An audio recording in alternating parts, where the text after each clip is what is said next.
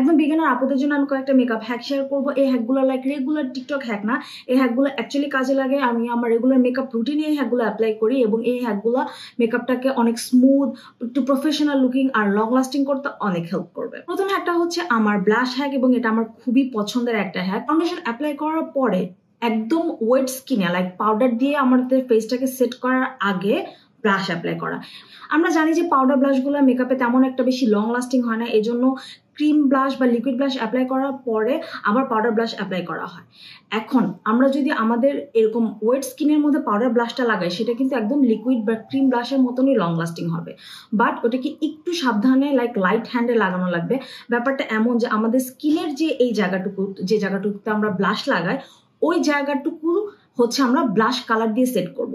Normally দেখা যায় যে আমরা যখন একটা পাউডার দিয়ে, সেটিং পাউডার দিয়ে হয়তো এই জায়গাটাকে সেট করি এবং সেট করার পরে তার উপরে আমরা আবার আরেকটা পাউডার দিই। তো পাউডারের উপরে পাউডারটা অনেক বেশি স্টিক করে না, পাউডারের উপর পাউডারটা হচ্ছে এরকম স্লাইড করে এবং কিছুক্ষণ পরে দেখা যায় যে স্কিন থেকে ভ্যানিশ হয়ে যায়। তোমাদের যদি এরকম হয় যে তোমাদের হয়তো একটা ব্লাশ প্যালেট আছে অথবা একটা কালারফুল আইশ্যাডো প্যালেট আছে, তোমরা লিকুইড বা ক্রিম ব্লাশ কিনতে চাচ্ছ না কিন্তু ব্লাশটাকে লং লাস্টিং করতে চাচ্ছ, তাহলে তোমরা একদম ওয়েট স্কিনের উপরে খুবই লাইট ভাবে হচ্ছে পাউডার ব্লাশটাকে লাগাবা এবং এমন ভাবে লাইক আমরা যেরকম করে ফেসটাকে সেট করি সেটা তোমরা ব্রাশ দিয়েও করতে পারো, পাফ দিয়েও লাগাতে পারো।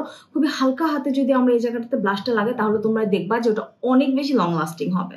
এরপরটা হচ্ছে আইব্রোজ হ্যাক। আইব্রো কিন্তু মেকআপের খুবই ইম্পর্টেন্ট একটা স্টেপ, এটা হচ্ছে ফুল ফেসটাকে ফ্রেম করে। সো অনেক সময় দেখা যায় যে আমরা আমাদের স্কিনের মধ্যে হচ্ছে অনেক স্কিন কেয়ার দেই, তারপর প্রাইমার লাগাই, সো ওগুলো কিন্তু আমাদের আইব্রোর মধ্যে লাগে। তো আইব্রো হেয়ারটা যদি ওয়েট থাকে বা আইব্রো হেয়ারের মধ্যে যদি অ্যাকচুয়ালি কোনো রকম প্রোডাক্ট থাকে, তাহলে দেখা যায় কি আমরা যদি পাউডার বা কোনো রকম পেন্সিল বা অত বেশি লং লাস্টিং না বা ওয়াটারপ্রুফ না এরকম কোনো প্রোডাক্ট দিয়ে হচ্ছে আইব্রোটা করতে যাই, তাহলে দেখা যায় আইব্রোটাতে ভালোভাবে বসতে চায় না অথবা একটু পরে হচ্ছে ব্লিড হয় বা হাওয়া হয়ে যায়। সো তোমরা কোনো আইব্রো প্রোডাক্ট অ্যাপ্লাই করার আগে আইব্রোর মধ্যে একটুখানি পরিমাণে পাউডার লাগাবা, পাউডার লাগায় আইব্রোটাকে হচ্ছে একদম ড্রাই করে ফেলবা। এরপর একটা স্পুলি দিয়ে হচ্ছে পাউডারটাকে ঝেড়ে ফেলা যায়। পাউডার লাগানোর পরে এরপরে তোমরা যখন তোমাদের যে আইব্রো প্রোডাক্ট আছে, সেটা জেল হোক, আইব্রো পেন্সিল হোক, আইব্রো পাউডার হোক, যেটাই লাগাবা সেটা দেখবা যে অনেক সুন্দর করে বসতেছে এবং আইব্রোটাও অনেক লং লাস্টিং হচ্ছে। ওকে, এরপরে একটা হচ্ছে আইল্যাশ নিয়ে। সো তোমাদের যাদের আইল্যাশটা স্ট্রেইট বা এরকম আইল্যাশটা অনেকটা নিচের দিকে, যেমন আমার এই চোখের আইল্যাশটা অ্যাকচুয়ালি মানে স্ট্রেইট তো স্ট্রেইটই এরকম নিচের দিকে এরকম করে পড়ে থাকে। দেখা যায় কি আমি যদি নর্মাল একটা মাস্কারা লাগাই তাহলে এরকম আমার আইল্যাশ গুলো এরকম আপওয়ার্ড হয়ে থাকে না, সো কার্ল হয়ে থাকে না, দেখা যায় কি এরকম স্ট্রেইট হয়ে যায় অথবা নিচে পড়ে যায়। ল্যাশের কারণে চোখে যে একটা লিফটেড ভাব আসা, ওই ভাবটা আসে না। তো আমি যেটা করি, আমার মাস্কারাটা লাগানোর পরে, মাস্কারাটা শুকায় যাওয়ার পরে আমি আমার ল্যাশটাকে আরেকবার কার্ল করি।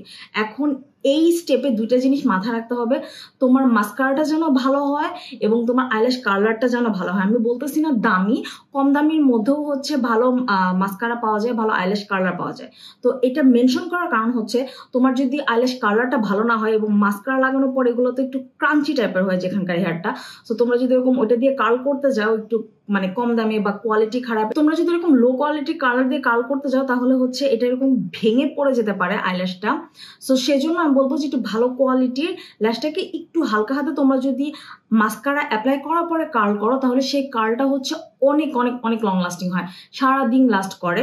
সো আমি সবসময় যেটা করি, আমি হচ্ছে আমার মাস্কারাটা লাগাই, মাস্কারা লাগানোর পরে প্রথমে একবার ল্যাশ কার্ল করি, মাস্কারা লাগাই এবং এরপরে আরেকবার ল্যাশটাকে কার্ল করি।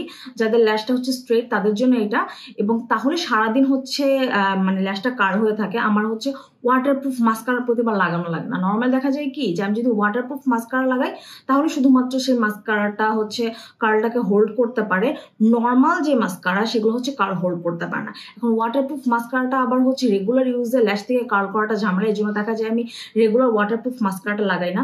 সো নর্মাল মাস্কারা, আমি এসেন্সের মাস্কারা ব্যবহার করতেছি, এটা মনে হয় 450 টাকা দিয়ে আমি কিনছি, খুব বেশি দামি যে ব্যাপারটা এমন না। আর আমি হচ্ছে আইম্যাজিকের আইল্যাশ কালারটা ব্যবহার করতেছি, ওটা দাম মাত্র 150 টাকা, কিন্তু দাম কম হলেও এটার হচ্ছে পারফরমেন্সটা অনেক ভালো। সো তোমরা যারা ল্যাশ নিয়ে একটু সাফার করতেছো তারা এই দুইটা প্রোডাক্টে ম্যাচ করে দেখতে পারবা, তাহলে দেখবা যে ল্যাশটা সারাদিন কার্ল হয়ে থাকবে। এরপরটা হচ্ছে ফলস আইল্যাশ নিয়ে। এখন হচ্ছে ফলস আইল্যাশের প্রচলনটা একটু কমে গেছে, সবাই হচ্ছে একটু ন্যাচারালি আই মেকআপ করে, কিন্তু আমার কাছে মনে হয় যে কোনো ফটোগ্রাফির প্ল্যান যদি থাকে অথবা কোনো রকম বিয়ের অনুষ্ঠানে যদি যাওয়ার প্ল্যান থাকে তাহলে যদি ফলস আইল্যাশ করা হয় সেটা দেখা যায় কি চোখের লুকটা অনেকটা চেঞ্জ হয়ে যায়। অনেকে আমি দেখছি যে মানে লেন্সের উপরে অনেক বেশি এমফাসিস করে, কিন্তু কিন্তু ফেক আইল্যাশ বলতে চায় না। আমার কাছে মনে হয়েছে ফেক আইল্যাশ অ্যাকচুয়ালি লুককে অনেক বেশি গ্ল্যামারাইজ করতে পারে ফেক লেন্সের থেকে। তো যাই হোক, তো অনেক সময় দেখা যায় যে আমরা হচ্ছে লেন্সের এরকম দিয়ে কর্নার দিয়ে বা এরকম কর্নার দিয়ে অনেক সময় দেখা যায় যে আমাদের ফেক ল্যাশটা ভালো করে বসতে চায় না অথবা অনেক বেশি লং লাস্টিং হয় না। যেমন অনেক সময় হয়েছে যে আমি যদি অনেক লম্বা টাইম বাইরে থাকার প্ল্যান থাকে তাহলে হচ্ছে ফেক আইল্যাশটা আমি আগে আমার ব্যাগে নিয়ে ঘুরতাম। বাট আমি যেটা দেখছি যে আমি যদি আমার অ্যাকচুয়াল আইলিডে ধরো কোনো একটা লাইনার ব্রাশ দিয়ে ফেক ল্যাশের গ্লুটা যদি আমি আমার এরকম করে এই জায়গাটাতে লাগাই, মানে যে জায়গাটাতে ফলস আইল্যাশটা বসবে ওইখানে লাগাই, সেই ল্যাশ গ্লুটা আমি হচ্ছে ফেক ল্যাশের মধ্যে লাগাই, তাহলে দেখা যায় কি ফেক ল্যাশটা হচ্ছে খুবই তাড়াতাড়ি স্টিক করে, পড়াটা অনেক ইজি হয়ে যায় এবং অনেক বেশি লং লাস্টিং হয়।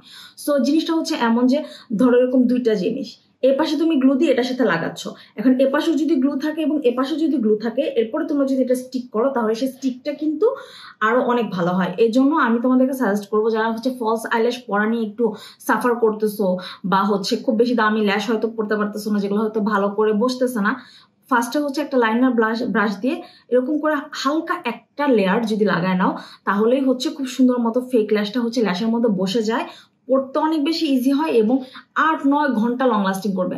ব্যাগের মধ্যে হচ্ছে ফেক ল্যাশ গ্লু নিয়ে হচ্ছে ঘুরতে হবে না। এরপর লাস্ট একটা হচ্ছে সেটিং স্প্রেটা মেকআপের জন্য খুবই ইম্পর্টেন্ট। তো কখনো যদি এরকম হয় যে তোমার হয়তো সেটিং স্প্রে কেনার বাজেট নাই, অথবা তোমার হয়তো সেটিং স্প্রেটা দেখলে হুট করে শেষ হয়ে গেছে একদিন, অথবা হয়তো ট্রাভেলিং এর সময় তোমরা সেটিং স্প্রেটা নিতে ভুলে গেছো, তো তোমরা যেটা করতে পারো একটা স্প্রে বোতলের মধ্যে তোমরা যদি পানি নিয়ে সেটাকে মুখে স্প্রে করো তাহলেও কিন্তু সেটা মেকআপটাকে বসতে অনেক হেল্প করে। সো আজকে থেকে 10-15 বছর আগেও কিন্তু বাংলাদেশে এত বেশি সেটিং স্প্রে অ্যাভেলেবল ছিল না, কিন্তু তখন আমি দেখতাম যে পার্লার গুলোতে কিন্তু প্যানকেক মেকআপ যে বসাইতো, এবং প্যানকেক মেকআপ বসানো কিন্তু ফাউন্ডেশন বসানো থেকে বেশ কঠিন, তো সেই মেকআপটা ওরা হচ্ছে বারবার মুখের মধ্যে পানি স্প্রে করতো এবং পানি স্প্রে করে করে বসাইতো। তো আমি হচ্ছে পার্লারে গিয়ে মনে হয় জীবনে 2বার সাজছি, তো ওদেরকে এরকম দেখছি যে মুখের মধ্যে পানি স্প্রে করতে। সো আমি একবার এরকম হয়েছে যে আমার সেটিং স্প্রে শেষ হয়ে গেছে, তখন আমি এরকম পানি দিয়ে স্প্রে করে দেখছি এবং আমার কাছে মনে হয়েছে যে একদম কোনো রকম সেটিং স্প্রে ব্যবহার করার থেকে যদি একটু পানি দিয়ে মেকআপটাকে সেট করা হয় তাহলেও কিন্তু মেকআপটা অনেক বেশি লং লাস্টিং হয় এবং ট্রান্সফার প্রুফ হয়।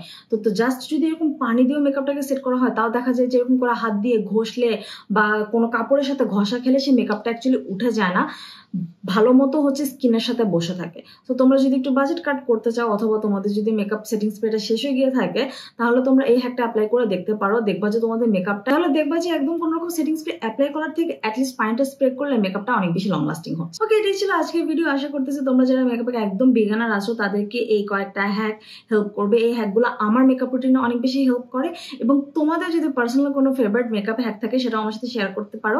আমি আমার মেকআপ রুটিনের মধ্যে সেই হ্যাকগুলো অ্যাপ্লাই করে দেখবো এবং এরপর আমি হয়তো আরেকটা ভিডিও বানাতে পারি তোমাদের সাজেস্ট করা মেকআপ হ্যাকগুলো নিয়ে। আমার এই ভিডিওটা যদি ভালো লেগে থাকে তাহলে প্লিজ একটা লাইক দিয়ে কমেন্ট করে জানিয়ে কেমন লেগেছে, এবং আমার চ্যানেল যদি এখনো সাবস্ক্রাইব না করে থাকো প্লিজ সাবস্ক্রাইব করবে। সবাই ভালো থাকবে এবং বেশি বেশি পানি খাবে। টাটা।